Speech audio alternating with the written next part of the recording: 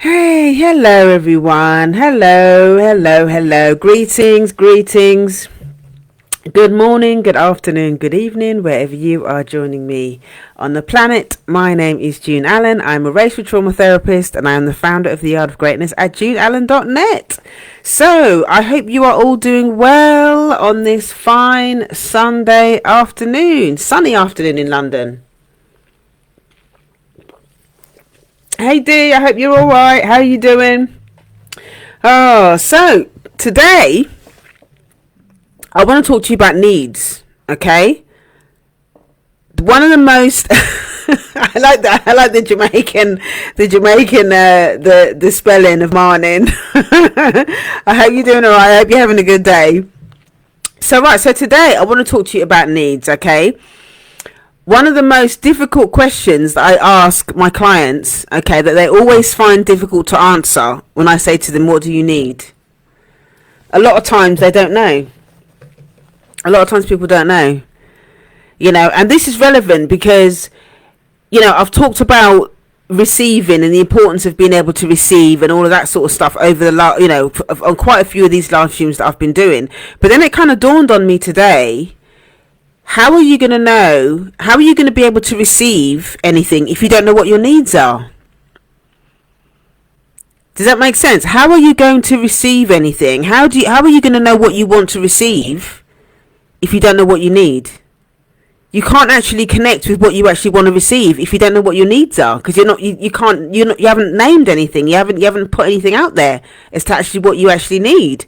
So today I really want to talk about that. Okay, I want to talk about the importance of that. So for those of you that don't know, that are watching my broadcast, that have never watched me before, don't know who I am or anything like that. So I'm a trauma therapist. I'm a, what else am I? I'm a business coach. I am a retreat facilitator. I'm a speaker. I'm a soon-to-be author, still writing that damn book. And I absolutely love what I do. And I basically help black women in particular.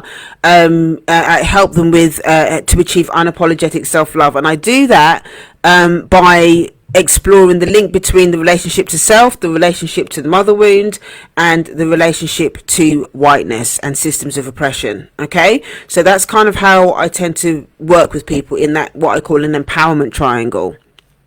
Okay, so the other thing that I wanted to say before I dive into the content is, if you haven't done so already, I have got a half-day retreat happening on the 15th of July, Saturday the 15th of July, from 10 till 2 in Brixton, and it's called The Art of Receiving, and we're going to be talking about a lot of the stuff that we've been talking about over these last few days, about, understanding what your blocks are around receiving, understanding what receiving energy is, why is it that you find it, black women in particular find it so hard to receive, and basically what to do about it. So there's two workshops. One will explore your relationship to receiving, and the second workshop is more around money. Okay, so understanding money trauma, and why you feel that, just exploring your relationship to money, basically why you feel the way that you do. Hi Gloria, thanks for joining. And just what to do about it. You'll learn tools and all the rest of it. So if you haven't done so already, you can click the link in my bio, go to heal.juneallen.net. That's heal.juneallen.net.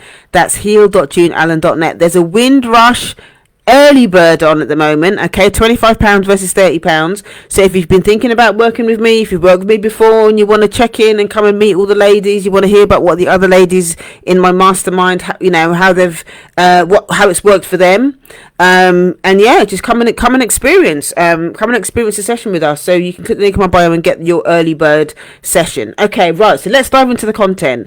So we're talking about needs today. Okay, so hang on, Dee's written, you mentioned this a while back and I think on it daily.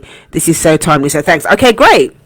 It's good to kind of, sometimes I like to get, when I say things in live streams, sometimes I like to, there might be one certain aspect of something that I spoke about, and maybe I will take that thing and I will kind of dig a little bit deeper in it, just to give a bit more context, to help people understand and all of that kind of stuff. So yeah, and I think that can be sometimes helpful, because sometimes I'll say things and I might assume that you know what it is, but you might not know what it is, or maybe you don't understand it. So sometimes, especially if I get questions and stuff that come up, so I've just been thinking about the whole idea of needs and why it's important.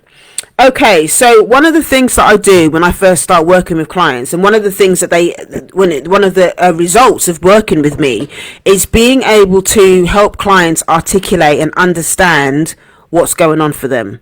Okay, so what I do is I've got this a feelings and needs sheet. Okay, so they can start to understand their experience, because a lot of times we feel things, we experience different things, but we can't actually name what's going on. Okay, we feel things, we experience things, we see things, the vibes, there's so many different things that are going on, not just intellectually. Okay, but there's also an experience that's happening in the body as well at the same time. So one of the things that I'd like to empower my clients to really start to do, this is one of the first things that I do with clients when I first start working with them, is getting them used to naming their experience and understanding what's going on for them, what's happening in terms of the vibes, what's happening, can you name, how you're feeling, not just feeling angry, but what type of anger. There's a spectrum of anger. Are you mildly irritated, or are you in full-blown feeling rage? So it's really starting to understand what's going on for you in the present. The past is important for us to, as a kind of reference library, so that we can, so that I can understand maybe where the current behaviours come from. But initially, for me, it's always good for me and the client to understand what's happening for them. So I give them. They get access to a virtual library, and in that virtual library, there's loads of worksheets, there's loads of PDF stuff loads of stuff to download. And one of the most important things I give them is a feelings and needs sheet, so that they can begin to sort of see what's going on. And on the side of the sheet that's got needs, okay, and I've got it here, so I'm just going to talk about some of the things that are in it. It's basically all of the basic 8 things that you need as a human being. Okay, the basic 8 topics, okay, that you need to function as a human being. And when I show people this, sometimes people are like, oh my god, I didn't realize that there were so many things that I wasn't getting. And that it kind of makes sense why people are upset. It makes sense why people might feel angry. It makes sense why people feel sad. It might make sense why people feel depressed, because these basic needs on this list are not getting dealt with, and they haven't been dealt with for a long time. When you have a lifetime of unmet needs, it's a recipe for anger, depression, dysfunctional relationships, rage, all of that stuff. Okay, so let's have a look at some of the stuff that's on the list. Okay, the first one, an obvious one, is your physical well-being. Okay, air, food, movement, rest, safety, shelter, touch, water, sexuality. All of these things, these are basic things, basic needs that you need to be having a relationship with. Now, even at this basic level, okay, there are a lot of us that can't even function within this basic level. Okay, and when you live inside systems that are oppressive, i.e. racism, sexism, patriarchy, whatever, okay, they're going to target you at a basic level. They're going to target you at a basic level, because if you're targeted at a basic level, okay, it's going to be very, very difficult for you to function around all the other needs as a human being if you can't get these basics in place. So if you don't have shelter, if you can't eat properly, okay, if you think about the things that we struggle with under systems of oppression, okay, now it's going to start to make sense to you why you feel the way that you do, why you're angry, why you're pissed off, why you feel so deprived, because we've been deprived under the system with these basic things. Okay, so you think about housing, you talk about not eating properly, you think about not sleeping properly, not getting enough exercise or going out in nature, not being able to have enough physical touch, not feeling connected to people under physical touch, not feeling connected to your sexuality and being able to express yourself in a healthy way around your sexuality. All of these things that I've just spoken about are really basic things. Really basic things around being able to function as a human being. But even there at this level, okay, you can see how the systems are like to hammer away at those things. They like to hammer away at those things so that we can't even get we're not even getting the basics. And the reason those things are hammered away for us is because if we don't have those things, okay, it's going to have an impact on us. It's going to have an impact on maybe we feel depressed, maybe we feel it's crazy making when we don't have those basic things. We are easily controlled. Okay, the more those basic things are impacted, things like think about how you feel when you haven't had a few good nights sleep. When you ain't got no sleep, when you've not had good sleep, it's difficult it's harder for you to resist the demands that the system requires of us. When you know, or when anybody is asking you about something, if you can't sleep well, it's hard to do anything. Hi Sapphire, nice to see you. Yeah, it's hard to do anything when you've not had a good night's sleep. So again, and this is something that I do for myself, and I know I say this to my daughter, I say to anyone. If you're having a difficult time, if you're struggling with anything in your life, always start with the basics. Whatever's going on externally, whatever's going on with family members, whatever's going on in your relationship, whatever's going on with your parenting, whatever's going on, you leave that stuff to the side for the minute. You pause, and you go back to basics. Have I eaten today? Okay, have you eaten today? Have you had a shower today? Have you, do you need to tidy up your house a little bit, so it doesn't feel so much like a bomb site? Okay, have you drunk enough water today? Do you need some fresh air? When was the last time you went outside and just got some fresh air outside in nature? Are you sleeping all right? These are some of the... I know it sounds really basic, and it is basic, but when you're doing this work, okay, you have to start with the foundation. Sometimes I think people like to jump into all things too quickly. They like to jump into all the other stuff too quickly. Oh, let's throw the trauma on the table and let's start with the trauma. No, we don't start with the trauma. We start with the basics. Sapphire's laughing at me because I talked about a bomb site. Listen, my yard gets like a bomb site sometimes. And when my flat starts looking like a bomb site, I think to myself, okay, what's going on there? What's going on here where the flat looks like a bomb site? Where's the disorganization going on in my head? Where's the disorganization going on in my body? Because my environment is going to be a reflection of how I feel. My environment is going to be a reflection of how I feel. So if my place feels like a bomb site, sometimes it can be like a bomb site because I'm uprooting things, I'm decluttering, I'm doing a lot of decluttering at the moment. So yes, my flat does look like a bomb site. I'm in a moment of transition. Yeah, I'm in a moment of transition. So I'm uprooting stuff. I'm going, do you know what? That's not who I am anymore. That can go to the charity shop. That's not who I am anymore. Maybe I'll give that away. That's not who I am anymore. That's not my values anymore. Maybe I'm going to put that in the bin. I'm going to shred that. That's going in the shredder. That's not who I am anymore. It's about understanding also what season you're in. And sometimes that season is in confusion. If you're just starting your journey, or you've had a lot of stuff that's been happening in your life at the moment. Maybe you've had some losses. Maybe you've got, maybe you've just moved house. Maybe you've just ended a relationship. Maybe you've just got divorced. All of those kind of major life things that can happen. Or maybe you're just feeling stuck.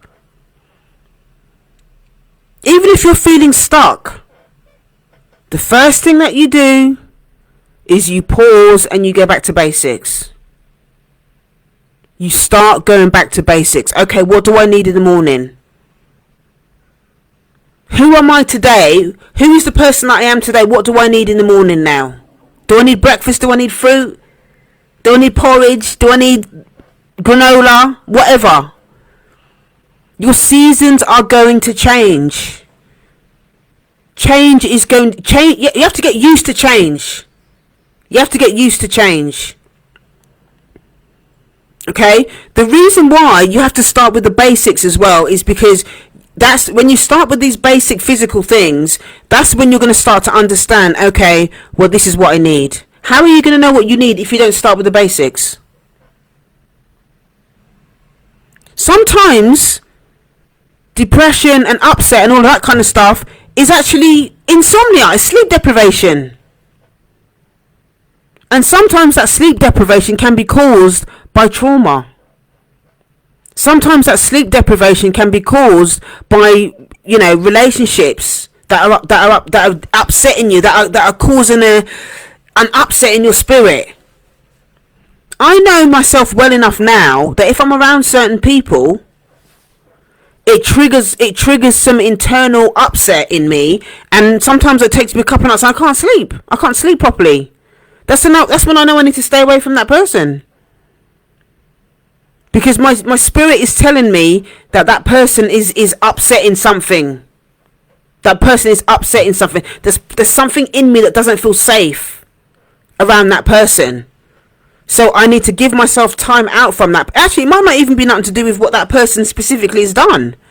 It might be that person reminds me of somebody that triggers stuff. It might be that as well. It might have nothing to do with them personally, but they remind me of something that happened to me. But I'm not going to understand and be aware of any of that unless I can go back to basics. Okay? You need to get back to basics. Okay, hang on a minute. My door just come. My door just knocked on the door. Just 1 second. I'm coming. 1 minute. 1 minute.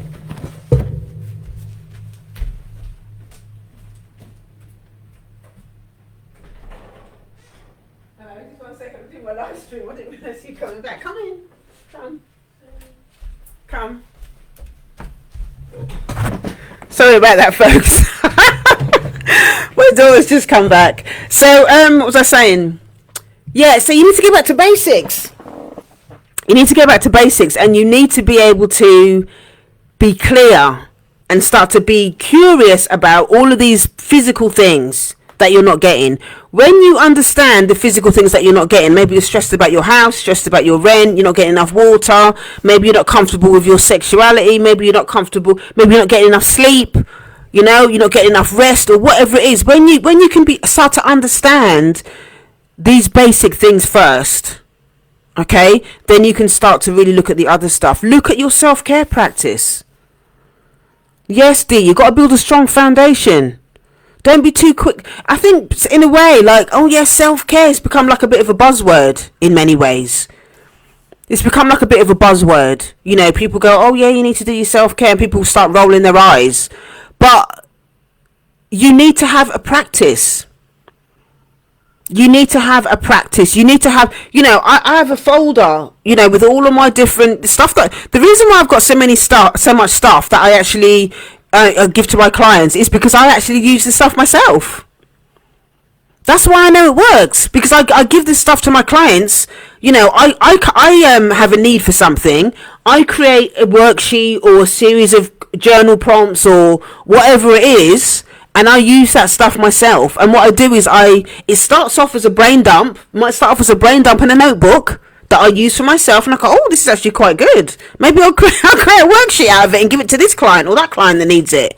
So I create a worksheet on it, you know, put my branding on it and all the rest of it, make it all look nice, upload it into my virtual calendar in my membership, and you know, I'll give it to my clients and go, look, you know, here's a series of questions that you can use when you're feeling XYZ, or if you've got this, that, and the other issue. Use these journal prompts.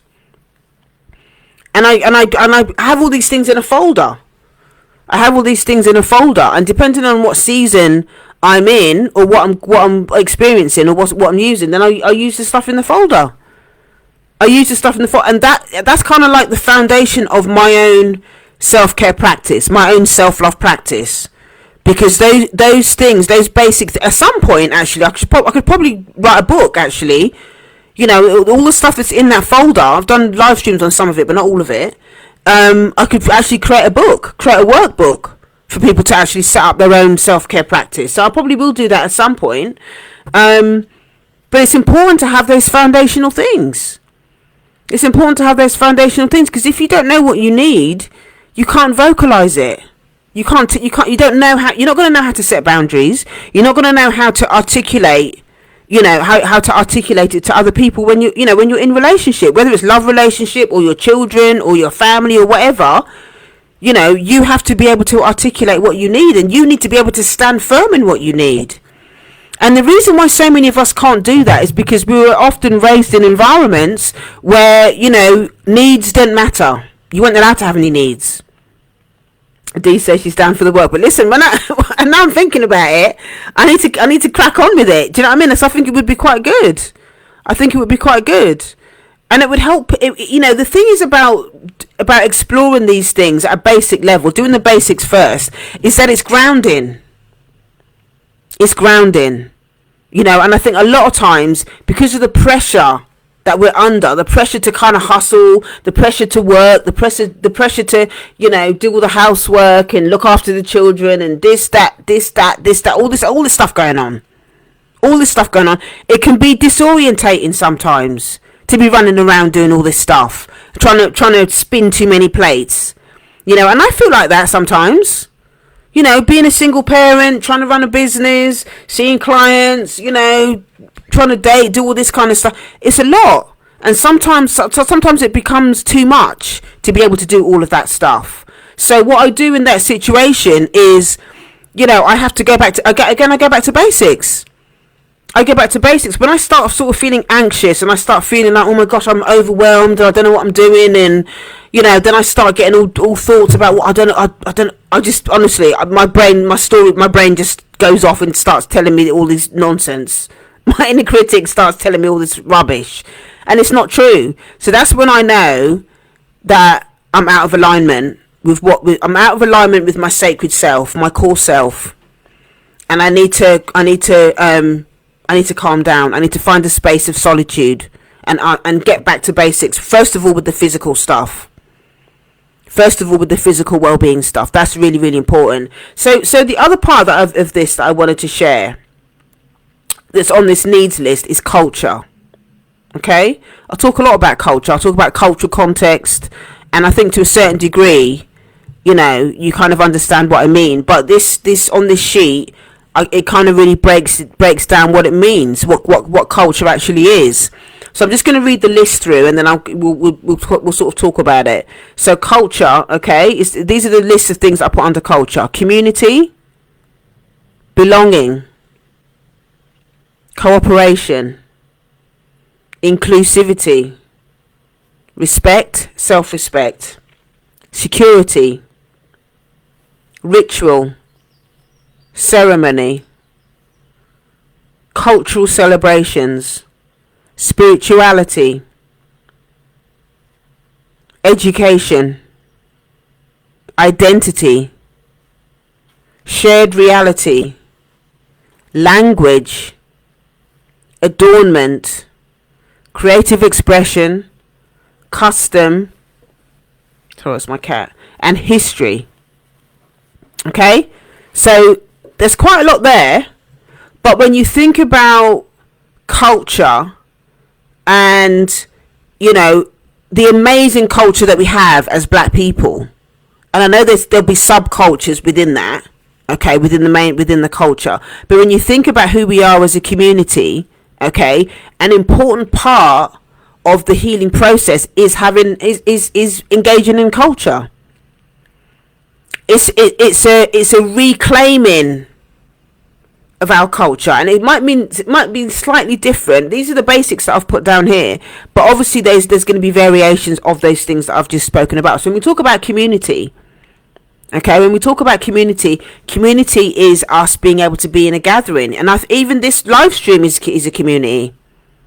Okay, when your notifications ping and tell you that I'm going live, you're coming in here to join the community, because you know that I'm talking specifically to black women.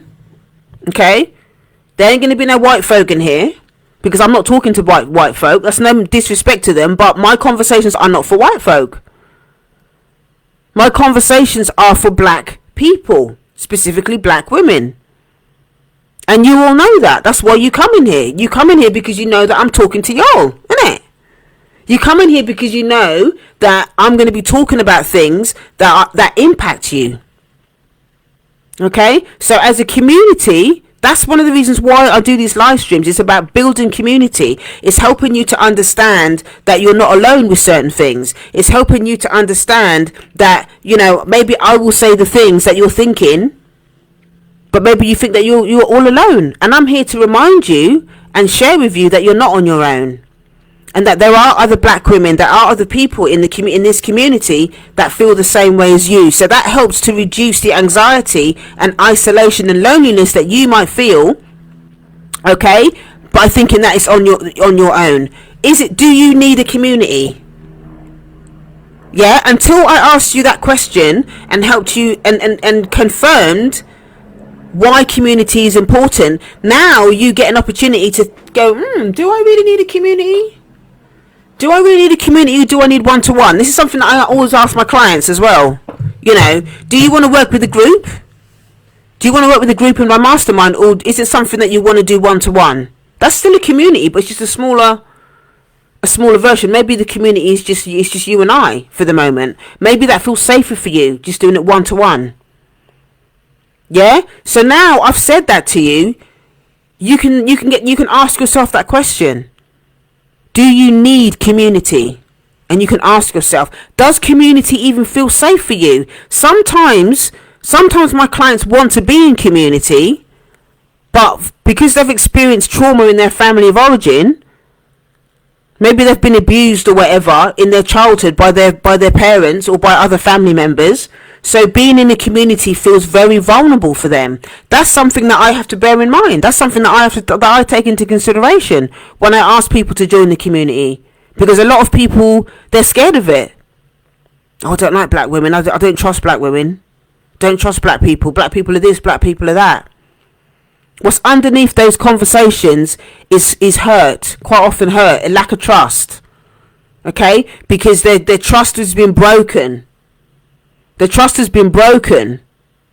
Yeah. So in that situation, it's understanding. So the conversation would be that yes, you have a need to be in community, but it needs to be a community where you feel safe.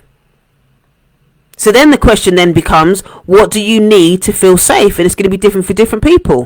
What do you need to feel safe? So for me as a therapist, okay, as a therapist and running the groups and doing all that kind of stuff, running retreats and all the rest of it, I'm always asking myself the question, how can I make the space safe for people to come in and do the work that they need to do? These are the questions that I'm always asking myself. If I'm going to serve this community well, okay, if I'm going to be good at this, I have to make sure that I'm creating a space for women to come in, for black women to come in and feel safe. So one of the first things that I do to make people feel safe is first to have the conversation. To say out loud, I understand that black women not feeling safe in community is something that needs to be talked about. So the minute I say that, okay,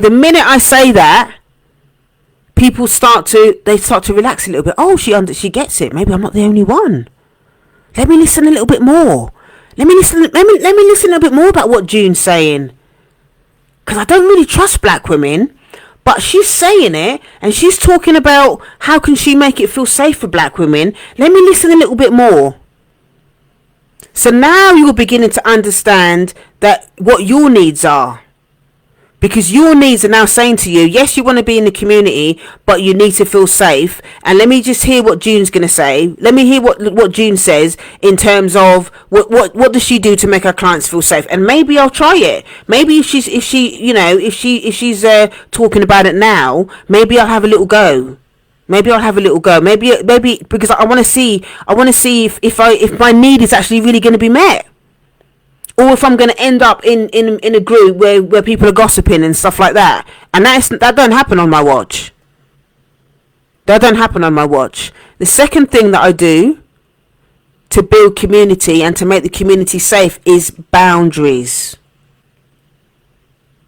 Okay, boundaries in the group.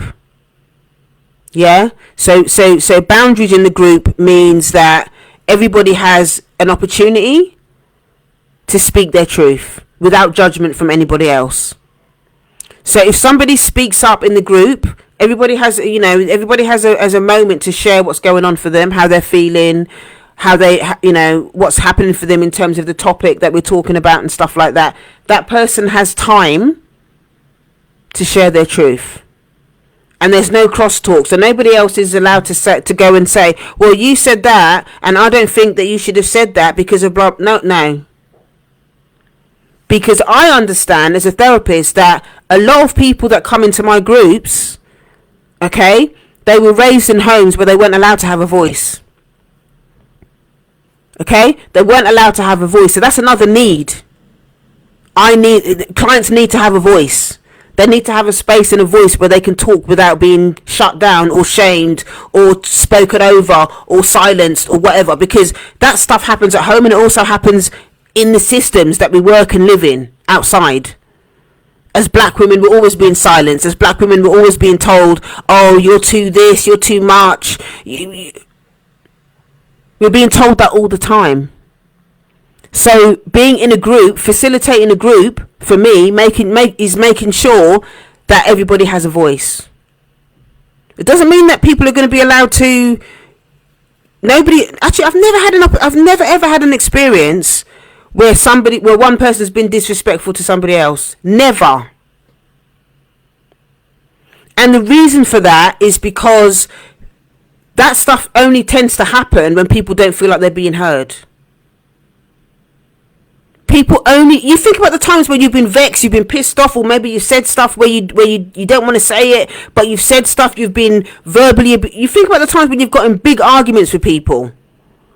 9 times out of 10, or I would pretty much confidently say that most of the time that stuff happens is because you don't feel like you're being heard.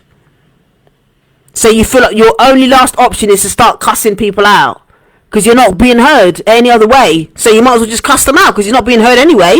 So then you get vexed and stink with people.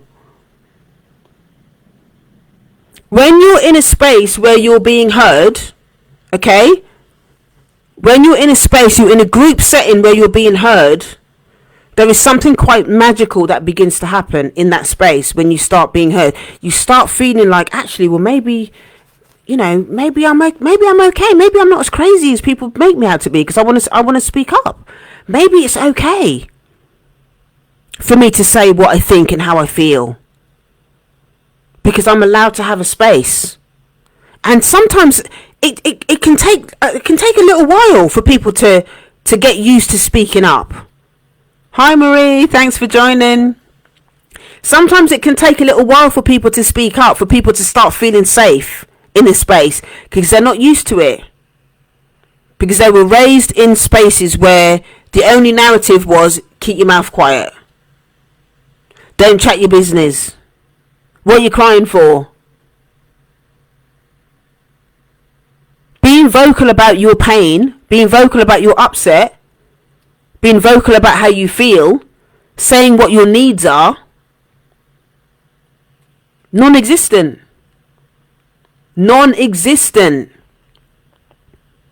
So many of us are so used to accepting crumbs from people, from family members, from relationships. We're so used to accepting crumbs, okay, that we don't know how to speak up for ourselves, because that's how the family system operated, and that dynamic has been internalized via the systems of oppression that also say that you need to keep your mouth shut. If you're going to survive in this system, a lot of us have learned to keep our mouth shut, because we've also learned that even if we do speak up, we still don't get our needs met. That's another reason why we don't speak up. So Dee's saying, I'm told I'm not easy, but I still speak up. You know what? Because sometimes, even though you know that they might not do anything, sometimes it's about your integrity. Sometimes it's about your integrity. Even, the other person is not going to hear you. The other person might not want to say what they might not want to listen to what you're going to say, because sometimes people just don't have the listening. Sometimes people don't have the listening. But sometimes it's also about, you know what? That person ain't got the listening, but I'm going to say it anyway because I need to do it for my own sense of integrity. And then whether that person does with that information is their business. But in terms of your integrity, sometimes you need to say stuff. Because like I was saying before, when we don't speak up, when we don't say these things, we end up storing. We end up storing all of that stuff. We hold on to the resentment. And then people wonder why black women are angry, why black women are upset. Because we're having to swallow and hold on to shit for years. For decades. People keep telling you to keep quiet all the time.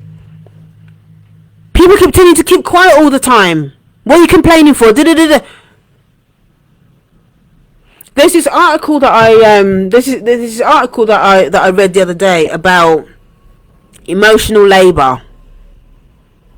Okay, the emotional labour that we as black women have to deal with.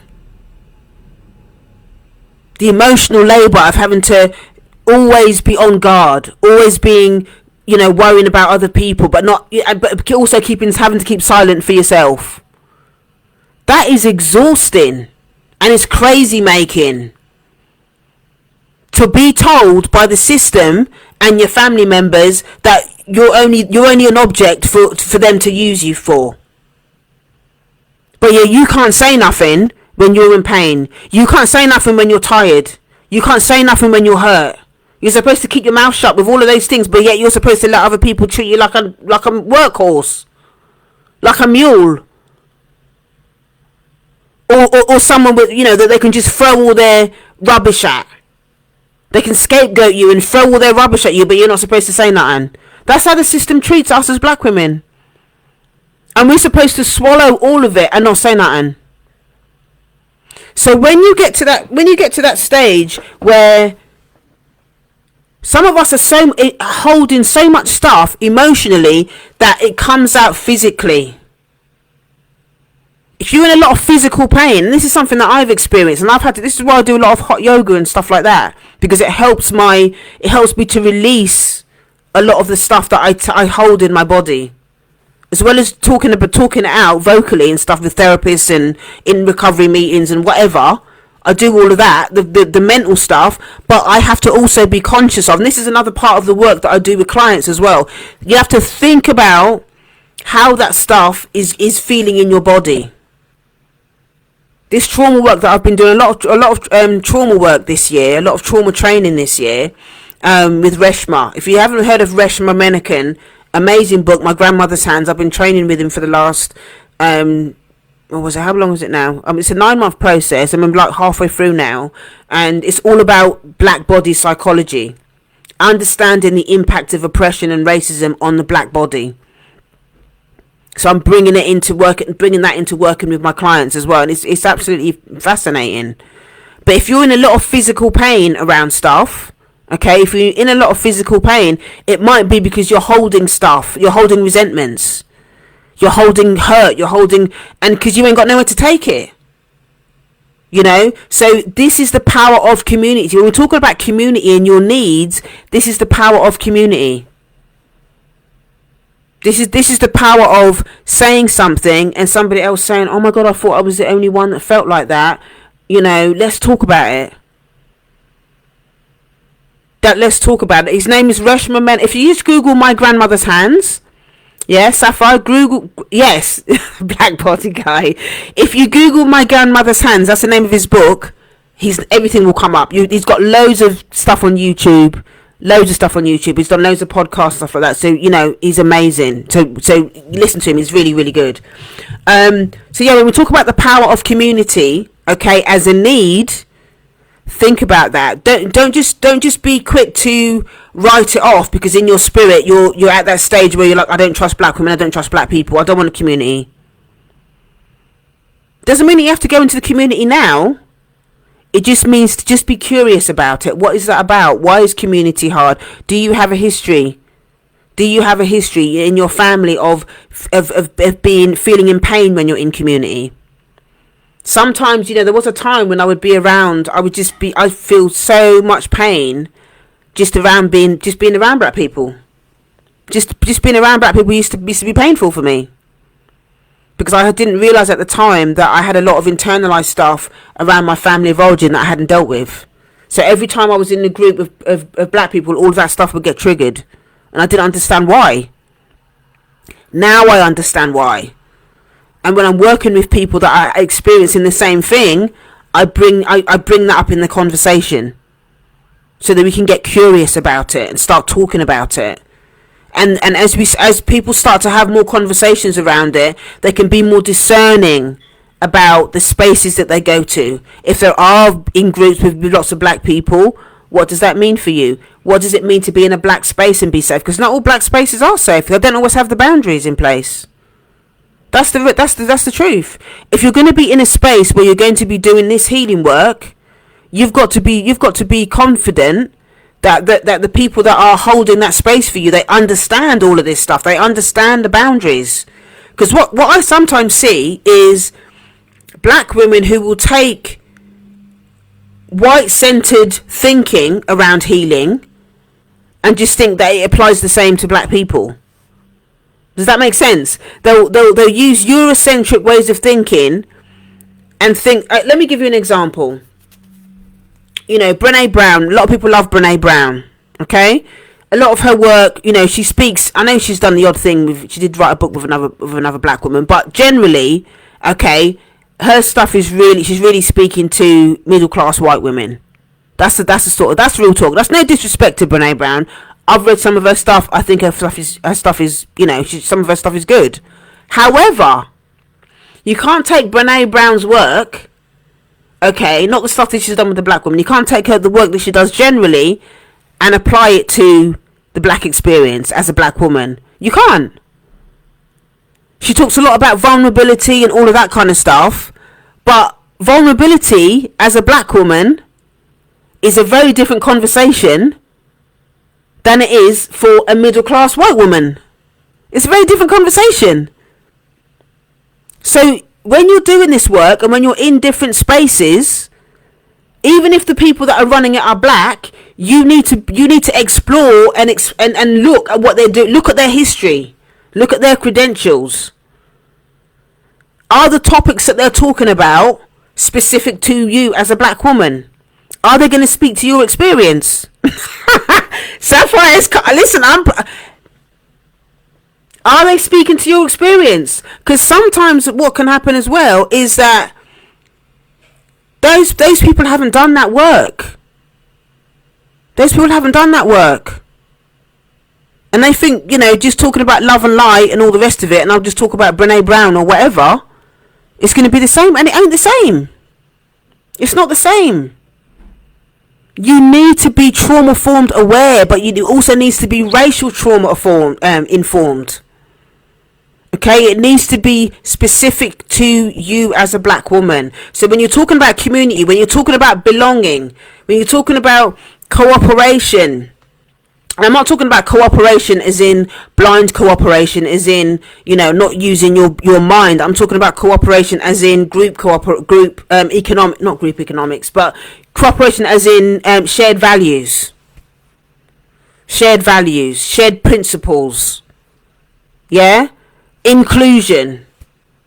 Okay, do you need to be included? One of the things that's really, really important about culture and community as well is making sure that people are involved. Are you the type of person that will say, well, I don't mind straight heterosexual black people, but I'm going to leave the gay people over to that side, and I'm going to leave the trans people over to that side? So is being inclusive part of your culture as well?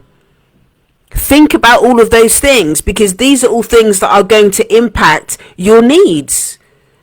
If you're not straight, one of your needs is to be in spaces that feel inclusive.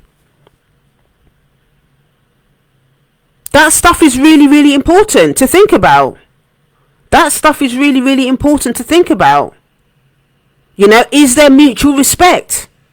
Do you feel safe in the spaces that you go to? Do you feel safe in the spaces that you go to? Do you feel safe because the topics that are being spoken about are going to help you speak to your experience? There are certain things that I might not be equipped to deal with. Okay? But I might know somebody who can help that person deal with those things. I'm not equipped to deal with all issues that might be presented to me. So I need to be honest about, do you know what? I don't specialize in that area, but I can help you. I can show you somebody over here who can support you. Yeah? So again, is that a need of yours? What are your needs around being inclusive? What are your needs around self-respect? So when we talk about cultural celebration, spirituality, these are all rituals. These are all cultural rituals. And one of the ways that the systems maintain power and keep us oppressed is by stripping all of that stuff away. They don't want you to celebrate who you are. They don't want you to practice your own spirituality, because that's where we get our strength. Anything that's going to give you a sense of identity and a sense of power in who you are and a sense of belonging and all, the system does not want us to do any of these things. This is one of the reasons why in the recovery space, okay, and this is one of the good things that came out of COVID, okay? One of the good things that came out of COVID is that a lot of black people started setting up their own recovery meetings. Meetings just for black people, meetings just for BIPOC people, meetings just for this and that. They started setting up their own special interest meetings, and a lot of black people started getting their recovery together because they started doing a lot more stuff online. This is one of the good things that came out of the COVID pandemic, is that a lot of black people came together and went online, and some of the white people started going nuts. We don't want all these different groups, and it's against the traditions and all this bullshit. So where was that same conversation when the women's groups did it then? Where was that same conversation when they had men's groups? When they've always had men's and women's groups, but no one was jumping up and down about those meetings. But all of a sudden, black people wanted to start doing their own meetings to talk about race and recovery and all of that sort of stuff. All of a sudden, it's a big issue. That's when you see the racists start showing all their colours in the recovery rooms. They don't want they don't want us to have our own spaces. And they don't like it when we start to set boundaries and start speaking to our own experience. They don't want it. They don't want us to have our own spaces because they're not in control. That's what it is. They don't want to have this is one of the reasons why, okay, and this is no disrespect to anyone who's like got funding or anything, but this is one of the reasons why I don't take funding for any of the projects that I work on. I don't want funding from any, I don't take funding, but I don't take funding from any white groups, from any white organisations. Okay? And the reason for that is because I don't want anybody trying to manipulate whatever narrative that I have to say. If I'm paying for it myself, I can say what the hell I like. Yeah? If no one's giving me any money to do anything, if there's none of these white groups giving me any funding for anything, then they don't control my narrative. I can say whatever I need to say to my people. I get on these live streams and I say what I need to say to my people. That's one of the reasons why I've never applied for funding. I've never explored. I don't do it for that. That's the main reason. But I don't want people to think that, because they've given me some money, that all of a sudden I can't really tell the truth about oppression and racism and all the rest of it. And sometimes this is how these organisations silence us. This is real talk. This is how some of these companies silence black people. If I give you a little bit of money, it gives them a little bit of tokenism, so they get a little bit of white guilt. They can release a little bit of white guilt because they've given some black people some money, so got a little bit of tokenism going on. Yeah, and then the black person who is taking that money, then they you know, they might feel like they have to code switch a little bit. I'm not saying everyone. I'm just saying be curious and be careful. Okay, so these saying from enslavement, they're all about divisiveness among us, and I agree with the funding issue. It's true. It's true. You know, these systems love to give black people trinkets and titles to keep their mouth shut. These systems love to give black people, I'll say that again, they love to give black people trinkets and titles so they keep their mouth shut. Okay? And at the end of the day, you've got to be, when you're doing this work, okay, integrity is everything. Integrity is everything. If you feel comfortable taking the funding and taking the titles, and you're still doing your whatever you need to do, you're still being unapologetic and all the rest of it, great. But how many times do we see these people that have taken these things, and the narrative is just, you know, or if they start saying things, people don't like it.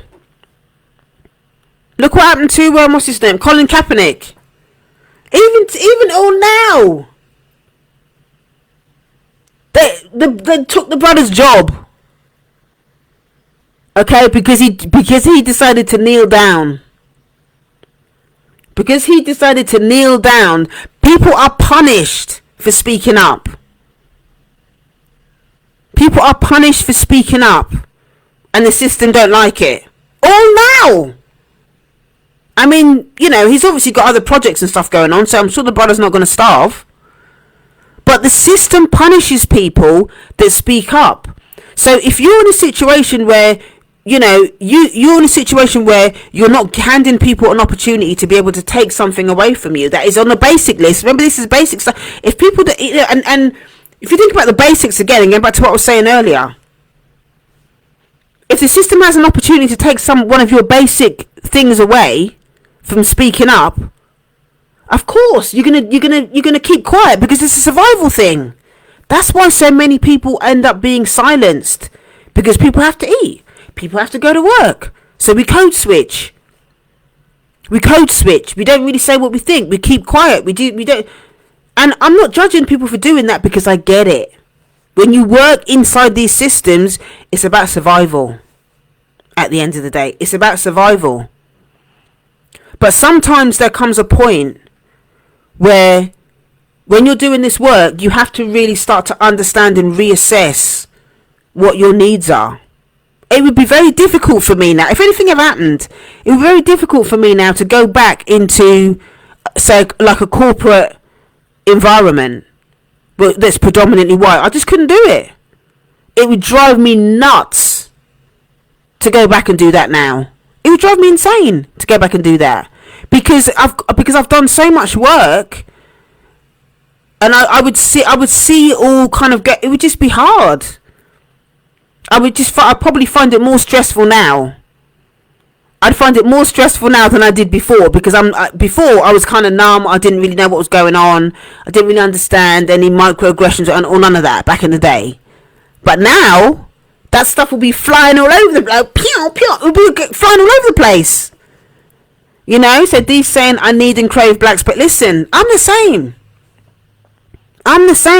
Because ultimately, a need, okay, for us as black people is to be around each other. But we have to be discerning about the communities that we choose to spend our time in. Okay? Spirituality, when we talk about spirituality, you know, I don't know if I should do a part 2 on this, actually, because there's so much more that I want to say, and I've been on doing this live for like 55 minutes. But anyway, let me just finish with this bit. So when we talk about security, and we talk about spirituality and ritual and culture and all that kind of stuff, this is one of the reasons why the black church is such an important part of our history, and so much of an important part of our culture. Okay? Because it's a space where we get together. People can get together and they can, they brought all of their spirituality and stuff from the Caribbean. They've brought all the Pentecostal, the preaching, the tambourine playing, the getting in the spirit, all of that stuff, all of that, those little nuances of what it means to be part of a black church. They've brought all of that to the UK, and so for people to go to I get it. Black people want to go to a black church because they know they're gonna catch fire spirit. They know that they're, the gospel music and this one on the organ and that one playing the drums, and there's people getting the praise break and all that kind of. Listen, that's that. When I think about that, there's part of me that does get excited, even though I'm not. I don't agree with a lot of that stuff. I'm not into white Jesus or none of that. I get it. I understand why it's important, but this is part of the culture. This is about community. This is about your need to be in community with other black people, and it's going to be different for different people. But it's about you understanding which one works for you. This is about your identity as a black person. Okay, it's about your identity as a black woman. Yeah, be in spaces that honor your identity as a black woman. Yeah, the last thing that I'll say that's really, really important, okay, about understanding what you need is history. Okay, most of us went to, when I went to school, the only thing I learned about myself as a black person when I was at school was slavery. That was it. I don't remember much else. It was a little bit about Martin Luther King. I remember when I was at primary school, I think I did share the story with the other day about seeing the native black woman bare-breasted and everyone laughing at me and all that kind. So there was never any real respect about what black people created as their contribution to history, and that is by design, because they don't want us to understand how amazing our history is. They've got all these museums in London. They don't want to teach our history at school, but yet half of these, all these museums have got so much stuff in it from their teeth from Africa and other indigenous countries. They've got so much stuff they teach, but yet we ain't got nothing to contribute to history. So, learning your history is an important part of understanding what your needs are, because you can understand what your needs are if you don't know who you are as a black person. You don't know that you need to know all of your heroes and sheroes. That is not for discussion about your history. You need to understand who your people are, and it's important for your self-esteem. It's important, especially if you're a parent as well, so you can teach your children. It's important for your identity.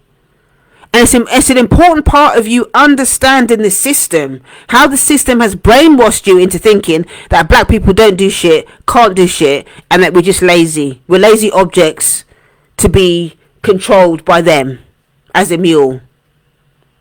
If you don't do any of this work, and you don't really do any exploration around your own identity and your blackness, that is the conclusion that you're going to come to about who you are as a black person. And I can say that is actually, before I started doing this work, really started diving into this work, that was my core belief, that black people don't do shit, can't do shit, they're all whatless, they're all lazy,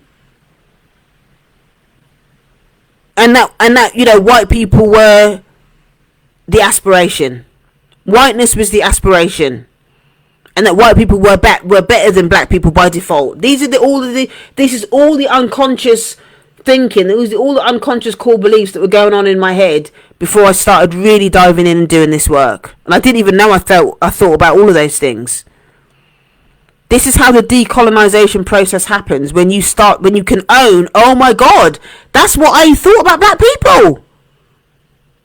That's what I thought about my own people. That's what I thought about myself. And when you start looking at your history and you start having conversations with others, you realise that it's a load of bullshit. You realise the bullshit of oppression, the manipulation, the abuse, the emotional abuse, the psychological abuse, to get us to believe that we ain't nothing. Now, what kind of person works so hard to make you feel like you're nothing unless you were the actual...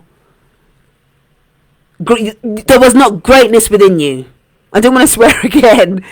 If there wasn't greatness within you, if there wasn't greatness, if we didn't have a lot to offer, if we didn't have an amazing history, why do the systems work so hard to make us feel like we're rubbish? Why has the oppression got to be so savage and so brutal and so terroristic unless there's something about us that they want? That's what we need to start. That's what we need to start exploring. That's what this work is about.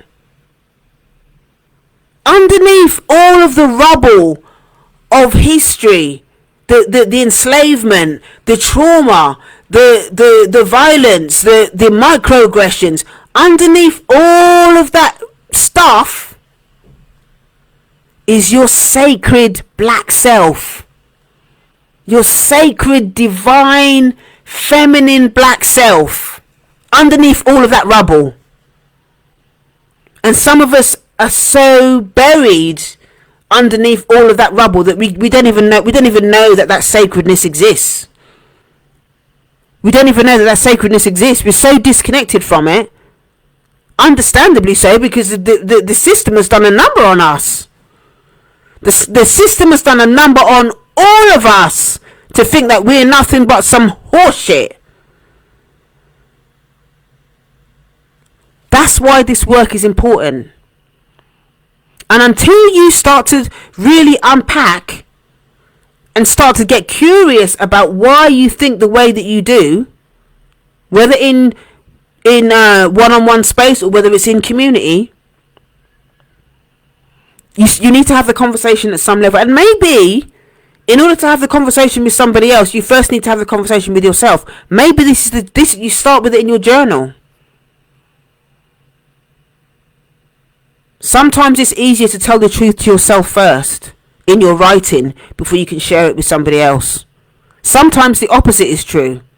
Sometimes you feel more comfortable saying it in front of somebody else because the other person can hold it for you. The other person can hold it for you and help you unpack it. Sometimes it is that.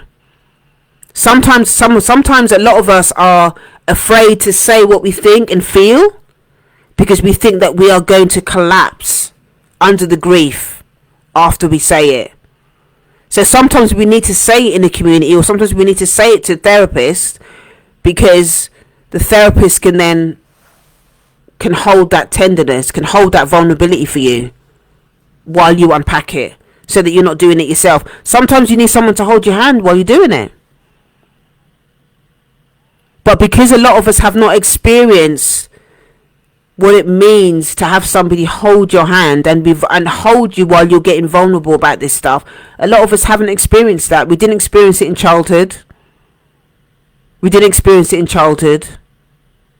Instead of having somebody to hold your hand while you're going through difficult things, a lot of us were raised in environments that were creating the shit that were creating the difficult things. And when you don't have anyone when you're a child to self-soothe when you're going through something difficult, when the person that's supposed to be soothing you is harming you, that's the trauma. Okay, let me say that again. When the person who is supposed to be caring for you is the person doing the harming, that right there is the trauma. Okay, so whether you're talking about somebody within your family of origin, or whether you're talking about somebody in a relationship, or whether you're talking about how the system, how we've been harmed socially as a community, as black people, how we've been harmed by the system, that is all trauma.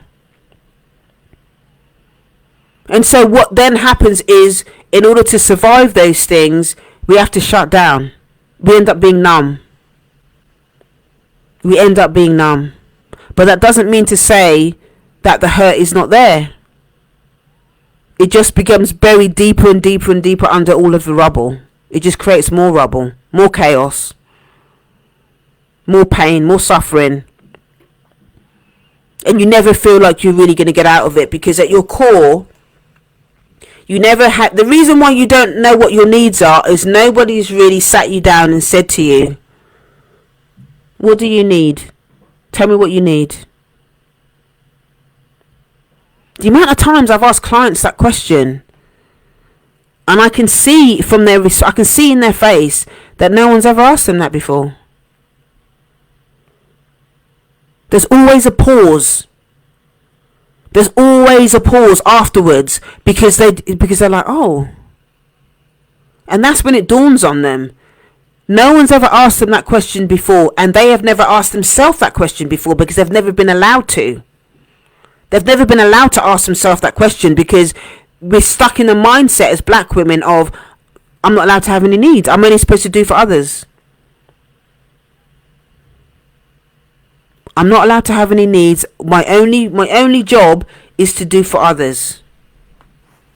Okay, and people wonder why black women are so angry, why black women are so pissed. That's the reason why you're pissed. Because you've got decades of unmet needs.